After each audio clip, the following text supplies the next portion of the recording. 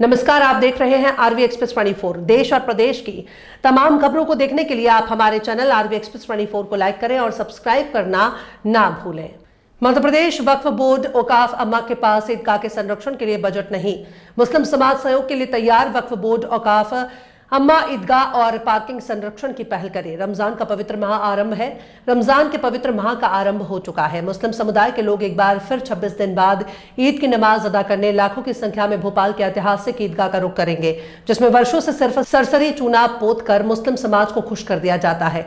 एक बार फिर ईद से पूर्व ईदगाह और पार्किंग में स्थायी इंतजाम की मांग की जा रही है।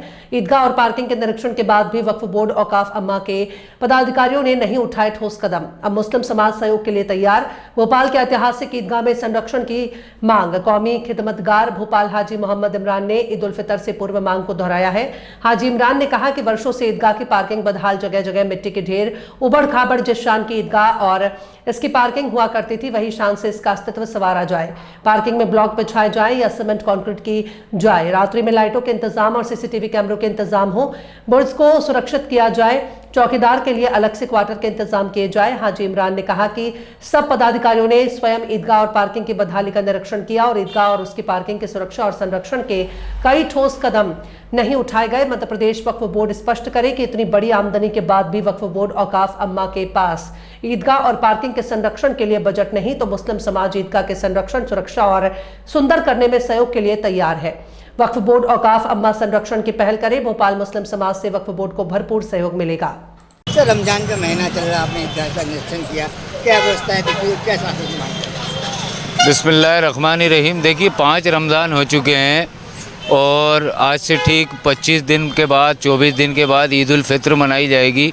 इसी फिक्र को लेते हुए हमने आज ईदगाह का निरीक्षण किया, पर अफसोस की बात है कि ईदगाह उसी तरह बदहाल है जैसे पहले 15 साल पहले हुआ करती थी।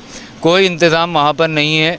झाड़ियाँ, जंगल बना हुआ है, पार्किंग भी बदहाल हो रही है। बड़ा अफसोस की बात है कि मध्य प्रदेश वक्फ बोर्ड और औकाफ आम्मा के ज़िम्मेदारों के निरीक्षण के बाद भी अभी तक ईदगाह और ईदगाह की पार्किंग की सुरक्षा की तरफ कोई तवज्जो नहीं दी गई।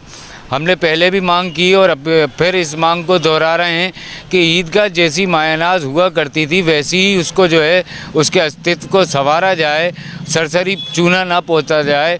वक्फ बोर्ड के पास एक पर्याप्त बजट है करोड़ों रुपए का, तो उसमें से कुछ बजट जो है ईदगाह के संरक्षण और सुरक्षा की तरफ लगाया जाए और वहाँ बुनियादी इंतज़ाम किए जाएँ।